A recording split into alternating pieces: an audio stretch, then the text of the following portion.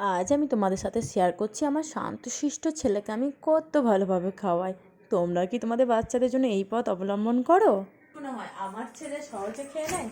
অনেকে নাকি বলে যে আমার ছেলে সহজে খেয়ে নেয়। আরে বাবা, ওরা তো বাচ্চা, সহজে খায় না।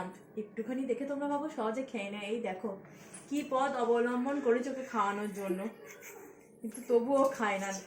নাও নাও নাও নাও না, হ্যাঁ নামিয়ে দেবো কিন্তু।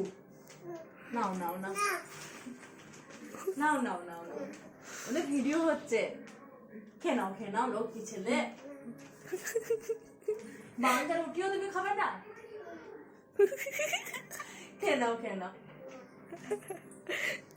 লক্ষ্মী ছেলে।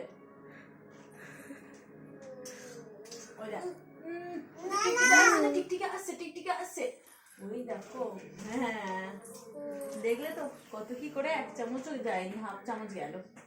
চলো।